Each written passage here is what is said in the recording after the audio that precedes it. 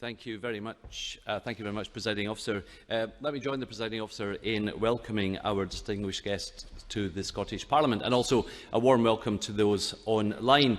It's very unusual for me to be standing at this point in the Chamber. I'm normally sitting where you are today, and normally around about this time in my speech I'm normally getting interruptions from colleagues who want to add to the debate, perhaps improve the debate.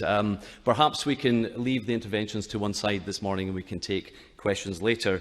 It's a pleasure to follow on from Lord Deben, who provided an excellent overview of what has been happening across the UK in terms of the transition to net zero, and also the significant challenges that remain.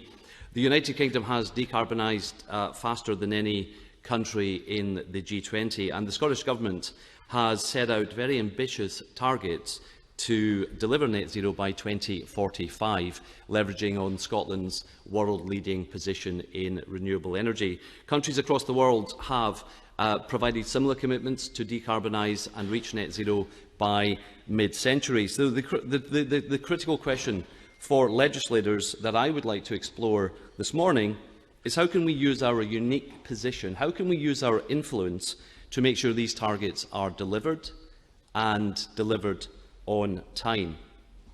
Let me start by providing some context in the Scottish Parliament.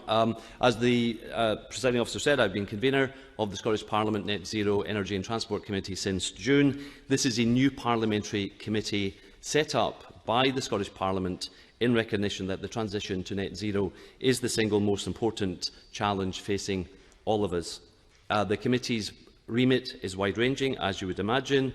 Part of that is to scrutinise and monitor how the Scottish Government is delivering its net zero commitments. It's important in the Scottish Parliament that we have a cross-party consensus on climate change.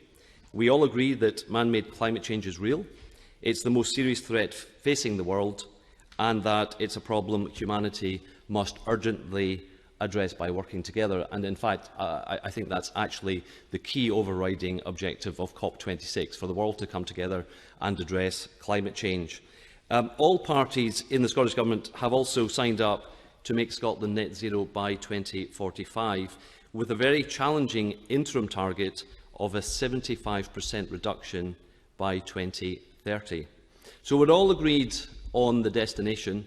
As to how we get there, that's where things become more challenging, because how we reach net zero by 2045 involves a huge number of complex and challenging questions. For example, how do we address the often conflicting demands of energy security, limiting energy costs, but at the same time limiting the harm we do to the environment?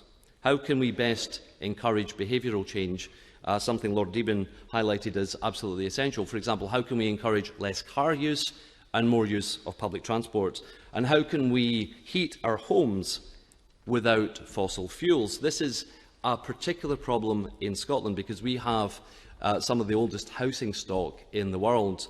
This Parliament building, for example, sits at the bottom of the Royal Mile, and just up the road we have buildings that are more than 600 years old. A mile to the north of us is what we call the New Town, because the houses there are only 200 years old. Age is a relative concept in Edinburgh. The further challenges we face as legislators include: how is this going to be financed? How do we achieve net zero in a fair and just manner? And all of these questions we must address with finite resources and in the face of a global pandemic that has severely impacted communities and our economy. There are, of course, no easy answers. Most of the easy stuff has been done by now. It is now time for bold action and new and innovative thinking. And so that's a challenge we face as legislators. How can legislative bodies across the world evolve to become the public forum for this new, bold and innovative thinking? First of all, let me give you some ideas and a couple of provocations. When it comes to climate change, I believe the role of legislators cannot simply be scrutinising and looking at current government policy. We as legislators need to contribute proactively and constructively to offer new policy solutions and new policy ideas. In other words, legislators should not just be policy makers on climate change. We should not be policy observers, sorry, we should be policy makers. Because let's face it, governments do not have a monopoly on good ideas, especially in a context where we have cross-party consensus on an issue. It is incumbent upon us as legislators, because we speak to key stakeholders and members of our constituency who we represent, it's incumbent upon us to come up with these new bold policy ideas.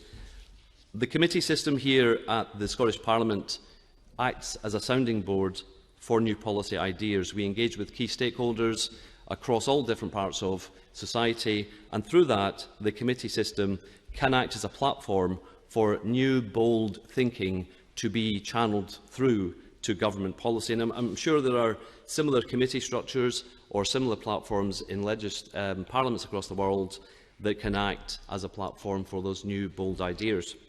Secondly, as legislators, we can't do this on our own. We need the help of experts, scientists, academia, NGOs, citizens' assembly. We have piloted over the last couple of years citizen assemblies in Scotland, where we get 100 or 200 people representative of society, and we ask them what their views are on climate change, on a whole host of different topics, and taking non-experts through some of those really challenging questions can be very educational and informative for us as policymakers. So I think that's something we would like here in the Scottish Parliament to continue, both in respect of climate change and in other areas. And we need to hear from those experts and everyone in society, free from political calculations and free from the electoral cycle, because we all, as politicians, know how that those short-term elements can impact policy making. Again, the committee system here at the Scottish Parliament plays a vital role here. The committees act as a bridge between sometimes the opaque thinking of government and the reality on the ground. We also, and I think this has been a common theme of this morning's sessions, it's critical, absolutely critical, that we listen to global voices for developed nations to see the bigger picture and pursue global solutions to carbon reduction, not solutions that just displace the problem elsewhere. This includes learning from and adopting international best practice. And I know the sharing of ideas, the sharing of international best practice is what COP26 is about, and indeed it is what these 2 days at the Scottish Parliament will be about. We want to hear your ideas from across the world, we want to hear best practice, and we can come together after 2 days and share some of the best ideas and best solutions that we have together. The third challenge I'd like to raise is, I think, one of the key themes that has come out of the first week of COP.